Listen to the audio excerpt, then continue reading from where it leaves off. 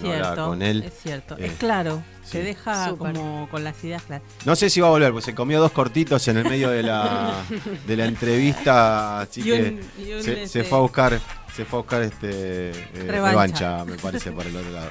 Yo le quiero decir una cosita, ¿puedo? Sí, ¿Me dígame, permite? sí. Yo quiero mandar un feliz cumpleaños a mi sobrino Nico García Peicé, en Bahía Blanca, un besito enorme, dulces 16 cumple. Sweet 16. Ok, Hoy, después poner buscar ahí. Bueno, no quería, está bien, está perfecto. Saludos, ¿cómo es? ¿Nico? Nico, saludos Nicolás. a Nico. La habíamos anunciado tempranamente en el programa a Tamara Lescana, miembro de Inquilinos Agrupados. Queríamos hablar con ella justamente para ver en qué situación está esta derogación de la ley de alquileres y cómo está en general la situación de las personas que tienen que alquilar en la República Argentina. Buenos días, Tamara, ¿nos escuchás bien? Hola, buenos días, sí, los escucho perfecto. ¿Cómo están? Bien. Ahí la vemos. Ahí está, en foto, no es un meet. ¿Cómo estás, Tamara? ¿Todo bien? ¿Ustedes? Bien. Acá tratando de investigar, informarnos de cómo está la situación en estos momentos de alquileres para los inquilinos. ¿En qué estado estamos? ¿Estamos con la ley derogada, con los alquileres a un 400%? Y no sé cuántas personas en estos momentos, quizás al filo del abismo, teniendo que dejar sus hogares.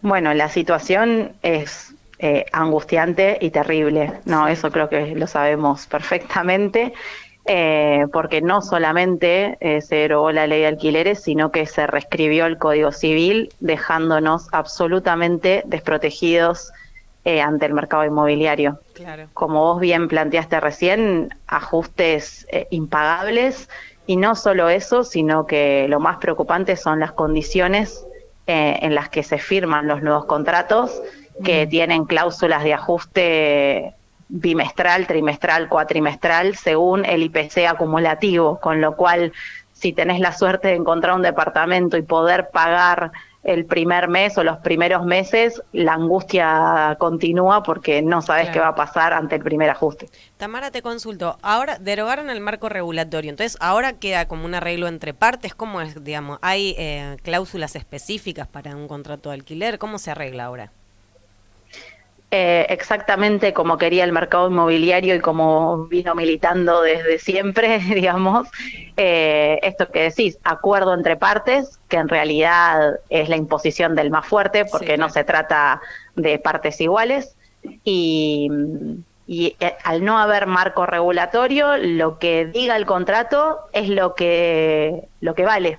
Esa sería lo más preocupante. O sea, antes había un orden público, es decir, una ley que estaba por encima del contrato de partes.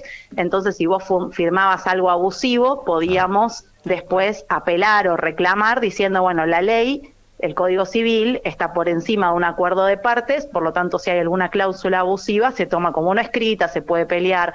Hoy por hoy ya no se puede hacer eso porque firmes lo que firmes, por más abusivo que sea, es legal. Claro. Y cuando hablamos de abusivo no hablamos solamente en términos de dinero, sino que puede llegar a ser en términos de convivencia, en términos de tiempo del contrato, en términos de cualquier tipo, ¿verdad?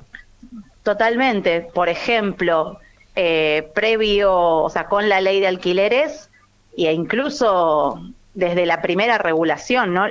Los propietarios no podían rescindir el contrato.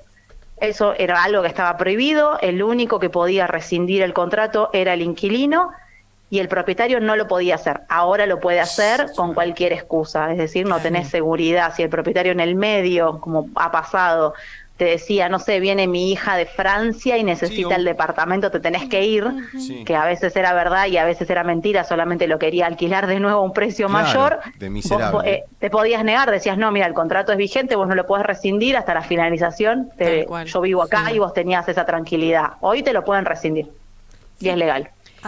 Tamara, una cosita que también, digamos, tiene que ver con esto que vos estás contando y con que quizás vos sos la que atiende a los inquilinos que van a asesorarse, ¿no? A la organización, a la asociación, y conocerás estas historias en primera persona, ¿no? Por eso digo, es cada día que pasa, cada regulación que va poniendo este gobierno en este tema, más cuando no hay acceso a la vivienda, particularmente en Ciudad de Buenos Aires, pero en el resto del país también pasa, y es así, digo, ¿qué historias y qué cosas son las centrales o los ejes centrales con los que vos crees que se puede empezar a trabajar para que no haya tanta gente en situación de calle a raíz de la falta de alquileres? Y es muy complejo, ¿no? Porque la realidad es que la primer pelea urgente que hay que dar es la derogación del DNU. Sí, O sea, eso claro. es lo primordial, ¿no? Porque el DNU vino a barrer con conquistas históricas de luchas de la clase trabajadora de un plumazo, de un día para otro, y dejándonos totalmente a merced de esto, de la libertad de los poderosos de este país, que incluye obviamente el derecho y el acceso a la vivienda. Ahí quería preguntarte, ¿ustedes tienen alguna expectativa de qué puede llegar a pasar en diputados? Ahora se armó la comisión para poder tratar el DNU. Digo, ¿vienen hablando con legisladores sobre el tema? Sí, nosotros hemos tenido reuniones, distintas reuniones, participamos de todas las instancias, tanto en el Congreso como con actores sindicales, referentes, organizaciones. Creemos que somos parte de multisectoriales, o sea, estamos peleándola en todos los frentes donde sean posibles, porque creemos que es fundamental que se caiga el DNU, ya sea a través de esto del Congreso, que los diputados y los senadores estén a la altura de las necesidades del pueblo y para lo que fueron elegidos y para ocupando esos lugares que ocupan, defendiendo los intereses de las mayorías y derogando, rechazando el DNU, pero también en la justicia hemos presentado una acción de nulidad que estamos tramitando con una medida cautelar también, entendiendo la urgencia de la situación y las consecuencias gravísimas que trae para 10 millones de inquilinos e inquilinas en el país. Y además hemos salido a pelear, a organizarnos, hicimos asambleas y seguimos construyendo organización para poder derrotar estas políticas de ajuste y represión con las que nos estamos enfrentando, digamos. No hay un solo frente, vamos a seguir dando la pelea desde nuestro lugar y al sector que intentamos representar, que son los y las inquilinas de nuestro país. Claro. Yo quería consultarte, porque ayer justo leí una nota que hablaba sobre que en Ciudad de Buenos Aires hubo remate de varias viviendas y que en lugar de convertirlas en viviendas públicas, digamos, que el Estado las alquile, digamos, o no sé, tiene un nombre concreto, pero no me acuerdo bien cómo es. Bueno, nada, se las remataron a particulares para hacer el negocio. Digo, ¿hay ahí una salida posible a la crisis habitacional en la vivienda pública, digo? Y nosotros presentamos el año pasado un proyecto de ley en la legislatura porteña para poder empezar a discutir todo esto. Por supuesto nunca se discutió, nunca ingresó, ¿no? Está claro. Sabemos a dónde lo presentamos y sabemos quiénes son los que están gobernando. Sin embargo, intentamos dar ese debate. Por eso también presentamos este informe sobre las viviendas rematadas en la ciudad de Buenos Aires, que como sabemos y siempre decimos, es la inmobiliaria de la ciudad de Buenos Aires, que lo único que destina política es al negocio inmobiliario, rematando nuestras tierras, rematando las viviendas con herencia vacante, regalándolas a sus amigos y socios para hacer negocio, porque lo único que les interesa es hacer negocio y no hay un interés real en solucionar ningún problema. Y el de la vivienda está más que claro, que no es un interés resolver ese problema.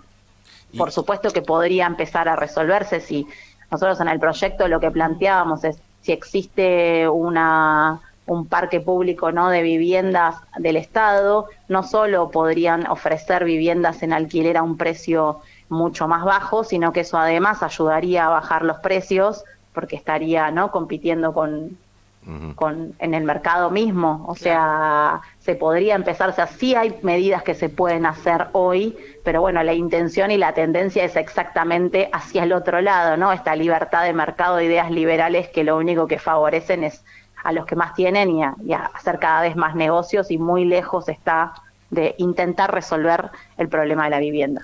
¿Y hay un estimado de ¿cuántas propiedades estarían en condiciones de ser recuperadas por el Estado en vez de ser rematadas al sector privado? ¿Y cuántas están en estado ocioso que ni siquiera están ofertadas para alquiler? Igual las que están en las viviendas vacías, digamos, si bien no hay un relevamiento, hay un estimativo, pueden haber 200.000 viviendas vacías en la ciudad de Buenos Aires, si estamos hablando. No existen datos concretos y reales, se pueden estimar, hay distintos estudios, hay distintos relevamientos, pero no hay una política, eso, no hay una intención. Si no hay una intención de relevarlos, de contabilizarlos, de controlarlos, no hay una intención de que eso sirva para resolver nada. Justamente en la ciudad de Buenos Aires y en todo el país se construye permanentemente vivienda, todo el tiempo se está construyendo vivienda desde hace muchos años, y sin embargo cada vez es más difícil alquilar, y eso es un hecho. La población de la ciudad de Buenos Aires permanece estable, cada vez hay más viviendas, y sin embargo cada vez hay más inquilinos y cada vez es más difícil alquilar y más caro. Entonces hay un problema concreto, y detrás de todo eso está el negocio. O sea, hay un negocio que crece y una problemática de vivienda que también crece. Y yo digo, a raíz de esto que vos decís, aquí aparece desdibujado el derecho a la vivienda como un derecho básico, ¿no? Y una ausencia también, bueno, en este caso reforzada por la gestión de Milei, de el Estado ni siquiera intervenga ahí, intervenga en ese acceso a la vivienda como un derecho. Totalmente, bueno, está planteado que el derecho y políticas sociales son un gasto, es comunismo y hay que erradicarlo, ¿no? Nosotros ya lo veníamos anunciando, lo veníamos discutiendo, porque durante todo el 2023, con los proyectos que se discutieron en el Congreso, ¿no? Desde que se sanciona la ley de alquileres en el 2020, el mercado inmobiliario no paró de presentar proyectos tras proyectos en el Congreso Nacional para derogar y modificar la ley de alquileres con las ideas que hoy están gobernando, porque detrás de esos proyectos están estas ideas, y nosotros veníamos dando el debate contra las ideas liberales del sálvese quien pueda, de no intervención del Estado, de desregulación absoluta, que se da específicamente en nuestro ámbito, digamos, ¿no? Que es en el ámbito de alquileres. La idea de que el Estado no tiene que intervenir, la idea de que tiene que haber un Estado mínimo y que el mercado se regule solo y que no tiene que haber ningún tipo de tope a la ganancia, ni regulación, ni garantizar derechos, porque si el mercado se regula solo entonces funciona. Esa idea es la que nosotros venimos discutiendo, defendiendo la ley de alquileres, muy en soledad, muy difícil, incluso contra viento y marea, contra los medios de comunicación, contra muchos funcionarios políticos, incluso muchos de nuestro lado también hemos discutido esto. Es un debate que hemos dado muy fuertemente y una pelea que nos costó mucho y que logramos ganar a fines del año pasado con la última modificación que se hizo de la ley de alquileres. Y un mes después el nuevo gobierno que se embandera con toda esta política pudo cumplir lo que el mercado inmobiliario venía pidiendo, que es barrer con todo tipo de control e intervención del Estado y dejarnos absolutamente a merced de los más poderosos de este país. Sí, porque entonces, aún con ley circulaba como la idea de que al propietario no le convenía poner en alquiler su departamento o casa porque supuestamente perdía, y eso, o creo que fue lo que ocurrió, generó como una restricción de la oferta y que aumenten muchísimo los alquileres, porque esta crisis ya venía aún con la ley, digamos, aunque era claramente mejor tenerla que no como ahora, ¿no? Igual esos son los argumentos que se usaron históricamente. Hace 100 años que usan el mismo argumento el mercado inmobiliario desde la primera intervención del Estado en los alquileres en el gobierno de Irigoyen. Los primeros debates que se dieron en el Congreso siempre usaron el mismo argumento, que es el argumento de la no intervención estatal. Claro. Es el mismo argumento que usan para desregular el mercado de trabajo. Dicen, si no hay ley de contrato de trabajo, si no hay derechos laborales, entonces va a haber más inversión y más trabajo. Si no hay impuestos, va a haber más inversión y más trabajo. O sea, es el mismo discurso, solo que nos cuesta a veces verlo en el ámbito del derecho a la vivienda. Claro, ahí nos cuesta más. Ahora, cuando dicen que hay que borrar la ley de contrato de trabajo, que no tiene que haber derechos laborales, porque eso va a aumentar la oferta de trabajo, Entonces, ahí saltamos todos, ahí estamos todos de acuerdo, ¿no? Los que estamos de este lado, obviamente, diciendo, no, más derechos laborales, no se negocia, el Estado tiene que intervenir, no somos partes iguales, no podemos comparar un trabajador con un empresario, un empleador, etcétera, etcétera, para eso están los sindicatos, ¿no? Como que ahí hay un debate que por lo menos, ¿no? Estamos hablando de este lado, ¿no? De este lado no hay debate. Ahora, cuando estamos hablando del acceso a la vivienda, sí planteamos que la regulación no favorece, que los propietarios retiran la vivienda de la oferta, que entonces nos perjudica. Nosotros entendemos que eso no es así, que en realidad eso fue un golpe de mercado, que en realidad lo que buscaban justamente era generar una crisis como se generó para poder allanar el camino y llegar a donde estamos ahora, que es la desregulación absoluta, porque como siempre decimos, nadie puede retirar, o sea, una persona que vive o que complementa su salario con un departamento en alquiler, de ninguna manera lo puede dejar vacío un año para especular a ver si se disparan los precios. O sea, esa persona lo alquila como sea y generalmente tiene el mismo inquilino un montón de años y tiene una buena relación y le conviene que le cuiden la casa, etcétera, etcétera. Los que dejan 300.000 viviendas vacías generalmente no son los trabajadores y trabajadoras que heredaron un departamentito, son los grandes concentradores de riqueza de nuestro país que construyen para tener vacío y para poder enriquecerse aún más, y son los que quieren eliminar cualquier tipo de control del Estado, aprovechándose de una necesidad de vivienda que va en crecimiento. Tal cual. Tamara, muchísimas, bueno, yo no sé en qué va a confluir todo esto, pero ante cualquier novedad, cualquier avance o retroceso, Dios no quiera que se siga retrocediendo más en este sentido, están las líneas, los puentes tendidos como para que nos informes del Estado. ¿Puede ser? Sí, por supuesto, estamos en contacto, seguiremos dando la pelea en conjunto, porque eso, somos trabajadores, trabajadoras, inquilinos, inquilinas, es muy importante poder construir esa identidad inquilina y que somos parte de la clase trabajadora y que hay que salir a pelear de conjunto para derogar este DNU que no nos afecta solo por ser inquilinos e inquilinas, sino que nos afecta a todos y a todas. Así que nada, adelante con la lucha y estamos en contacto. Muchas gracias, Tamara Lescana de Gracias a Inquilinos ustedes. Agrupa. Muchas gracias, Tamara.